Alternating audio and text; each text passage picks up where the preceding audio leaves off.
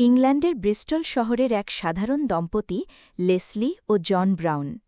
৬০-এর দশকে বিয়ে করে দীর্ঘ এক দশক ধরে নিঃসন্তান ছিলেন তারা। সাধ্যের মধ্যে যত চিকিৎসা সম্ভব সবই করেছেন। অবশেষে ১৯৭৭ সালে জানা গেল লেসলির ফ্যালোপিয়ান টিউব ব্লক হয়ে আছে। স্বাভাবিকভাবে তার পক্ষে মা হওয়া সম্ভব নয়। মাথায় যেন আকাশ ভেঙে পড়েছিল ব্রাউন দম্পতির ওপর। তবু আশা ছাড়েননি তারা। ধর্ণা দিয়েছেন হাসপাতাল থেকে হাসপাতালে। একসময় ব্রিস্টলের এক চিকিৎসক লেসলিকে পাঠালেন ওল্ডহ্যামের একটি ক্লিনিকে। সেখানে গবেষণা চলছিল বন্ধ্যাত্ব নিয়ে। Gynaecologist Patrick Steptoe, physiologist Robert Edwards এবং ভ্রূণতত্ত্ববিদ জিন পার্ডি কাজ করছিলেন ইনভিট্রো ফার্টিলাইজেশন বা আইভিএফ বা টেস্ট টিউব বেবি প্রযুক্তি নিয়ে।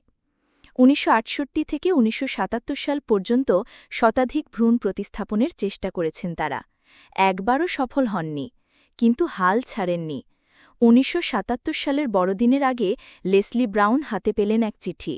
প্রফেসর এডওয়ার্ডস লিখেছিলেন, রক্ত ও ইউরিন পরীক্ষায় দেখা যাচ্ছে তিনি সম্ভবত প্রাথমিক গর্ভাবস্থায় আছেন।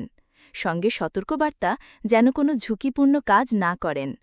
তারপরের ইতিহাস চিকিৎসাবিজ্ঞানের অধ্যায় হয়ে আছে। ১৯৭৮ সালের ২৫ জুলাই ইংল্যান্ডের ওল্ডহ্যাম জেনারেল হাসপাতালে সিজারিয়ান অপারেশনের মাধ্যমে জন্ম নিল জন ও লেসলি ব্রাউনের কন্যা সন্তান লুইস জয় ব্রাউন। সময় তখন রাত ১১:৪৭। ৩ কেজি ওজনের এই শিশুই বিশ্বের প্রথম টেস্ট টিউব বেবি। ঘটনা মুহূর্তেই সারা বিশ্বে সাড়া ফেলে দেয়। কেউ দেখল আশার আলো, কেউ বলল ঈশ্বরের কাজে হস্তক্ষেপ। ধর্মীয় ও সামাজিক গোষ্ঠীর একাংশ বিষয়টিকে আখ্যা দিলেন খোদার ওপর খোদকারি। কেউ কেউ লুইসকে ডাকতে লাগল ফ্র্যাঙ্কেনস্টাইনের শিশু, যেন বিজ্ঞানীরা দানব তৈরি করেছেন। কিন্তু বাস্তবতা প্রমাণ করেছে অন্য কিছু। লুইসের পর জন্ম নিয়েছে তার ২ পুত্র সম্পূর্ণ স্বাভাবিকভাবে। এতে প্রমাণিত হয় আইভিএফ শুধু কার্যকর নয়, নিরাপদও। বর্তমানে লুইস ব্রাউন কাজ করছেন বোন হল আইভিএফ ক্লিনিকে অ্যাম্বাসেডর হিসেবে। এই ক্লিনিক প্রতিষ্ঠা করেছিলেন ড স্টেপটো, ড এডওয়ার্ডস এবং জিন পার্ডি।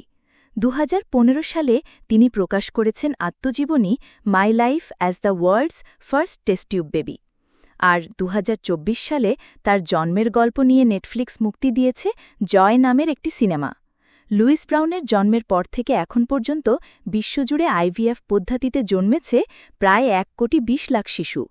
তার জন্ম শুধু চিকিৎসা নয়, মানুষের আশা ও অধ্যবসায়ের ইতিহাস বদলে দিয়েছে।